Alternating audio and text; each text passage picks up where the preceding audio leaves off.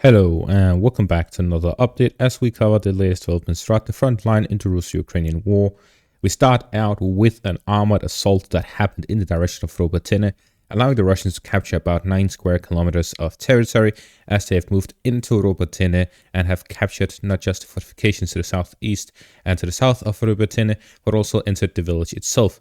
We see this based on this footage here where we see a couple of Russian infantry fighting vehicles driving through the streets of Robotyne and shooting at Ukrainian positions throughout the village. We see that these two armored vehicles, by them being present within Robotyne, are now able to bypass the minefields to the south of the village, which means that the Russians now have control over the south of the village. And at the same time, them being present there means that the Ukrainians are likely short on anti-armor weaponries. As such, the Russians now are able to move into the south of Robotyne, and they will likely capture the village by the end of the day, as them having armored vehicles within means that they can scale up their offensive operations and capture the village. The Ukrainians can respond by launching a counterattack or sending resupplies, reinforcements to the area to deal with the armored vehicles that have broken into the village, sending additional reinforcements to deal with them. However, they have to do that under a road here to the northwest of Robotyne that could be under direct fire control by the Russians at this point in time. The advancements are not completely clear, but we do see that the geolocated footage here shows that the Russians are indeed within Robotyne with these armored vehicles, and as such, the Russians have a significant presence within the village and likely have captured the surrounding fortified areas. With this development, we see that the Russians are launching a renewed offensive operation here in the direction of Robotyne, not just small infantry assaults, but actual armored assaults throughout this section of the front line. It is also reported that there is a capture of the Surovikin line, that the whole Surovikin line is now under Russian control. However, I'm waiting for the confirmation from my sources. As such, we see that there's increased offensive operations by the Russians, and not just in the direction of Robotyne, but also in the direction of Avdiivka, where the Russians have managed to capture Lastochkyne. Just as I mentioned in my video earlier today, the Russians launched an armored assault from the south into the village of Lastochkyne, combined with the infantry assaults from the east, and with this, the Russians were able to gain control over Lastochkyne. With control over Lastochkyne and their presence in Sheverne, it is likely that the Russians will continue in the direction of Orlivka to develop the situation further in the west of Avdiivka, both from the coke plants direction, but also from Lastochkyne, which they recently captured. And with this, we see that there are significant developments, not just in Robotyne, but also in Avdiivka, here on the anniversary of the invasion of Ukraine by the Russians. And we're seeing that the situation as it is right now will continue to develop in this scenario. It is interesting to see that the Russians are able to develop their situation in both of these areas, despite the Ukrainian reinforcements arriving to these areas to strengthen the Ukrainian defenses in the area.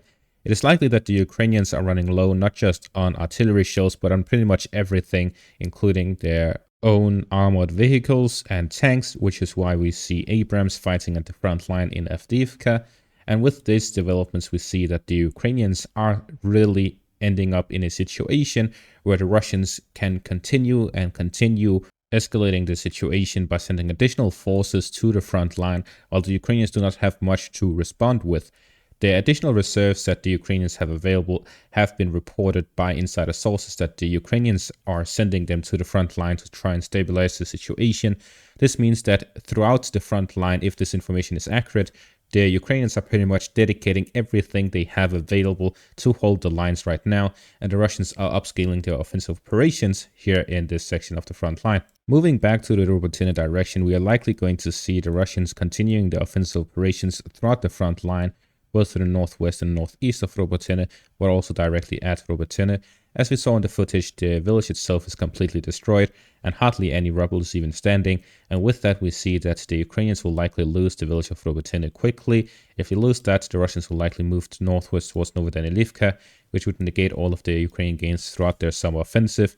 Combining that with the fact that the Russians have captured both Marinka and Avdiivka in these past 3 months, including this month, we see that the Russians throughout the front line have really been advancing significantly more than we have seen over the past year in general.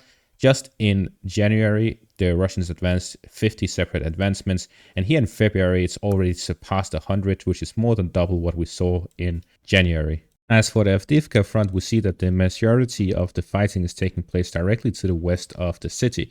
The Russians are pretty much just using brute force tactics. It is reported that a significant amount of airstrikes are taking place in the villages here to the west of Avdiivka.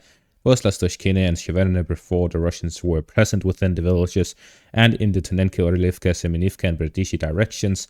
It is likely that the Russians are planning on capturing these villages very, very quickly. At the same time, both Shoigu and Gerasimov have both visited the frontline decision-making centers, which indicates that a new stage in this invasion is beginning. The Russians are likely going to upscale their offensive operations significantly in this upcoming time. The main reasons for this is, the first one is the Ukrainian defenses are not ready yet. They are still being built. Unlike the Ukrainians in their summer offensive that kept getting delayed from spring to summer and so on, the Russians had plenty of time to build their own fortifications in the Surovikin line and beyond. While the Ukrainians started their building of their defenses in the winter when the ground was frozen, which made it very difficult for them to continue building these fortifications throughout the winter period, and as such, their fortifications are not ready at all. At the same time, the Ukrainians kept delaying their own offensive operations, not because they thought it was smarter to do so, but instead because they didn't have the necessary equipment to launch the operations. Instead, the Russians have been saving up their armored vehicles for a very long time, all throughout 2023 really, basing that on not just Russian reports, but also the media Sona casualty counter, which adds up all of the different types of troops that have been lost. Throughout 2023, we saw that the majority of the losses by the Russians were taken in the winter period, where the majority of those were inmates and PMC fighters. So the majority of those weren't even Russian soldiers. As for the tankers themselves, hardly any have been lost since the first few weeks of the invasion, but all throughout 2022 there were still quite a few losses. In comparison, as soon as December began, all throughout this year, the Russian tanker losses have been significantly lower than at the start. While the Ukrainians may want you to believe that it's because the Russians are running out of tanks, instead, what we see is that the Russians have been saving up their armored vehicles, their tanks, and so on, so that they are now able to launch larger offensive operations. The Russians have been preparing for this for a long time, and now they're seeing this as the opportune moment. Throughout the winter period, they were launching small-scale assaults all throughout the front line. We have seen them taking capture of Avdiivka and Marinka to try and develop a situation and get better positions throughout the front line.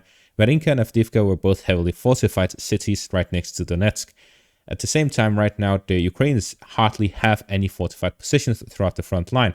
The strongest defensive line right now is the Sloviansk-Konstantinivka line. However, to the south and to the north of that, the fortifications are significantly weaker than those. At the same time, the Zaporizhzhia front has hardly any fortifications on the Ukrainian side. Majority of the fortifications they use are the ones that the Russians had built. What I'm getting at is that right now, the Russians have a significant advantage, considering the Ukrainians have lost their most fortified positions throughout the front line. The Russians have developed a situation, they've gotten important logistical hubs under their control, and most importantly, they've broken through the Ukrainian defenses.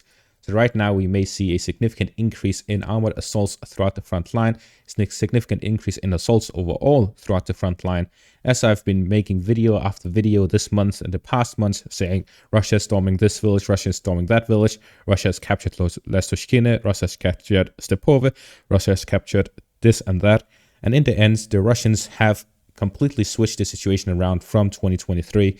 And now 2024 is going to be the year where the Ukrainians are going to try and survive, while the Russians are going to try and end the war throughout 2024.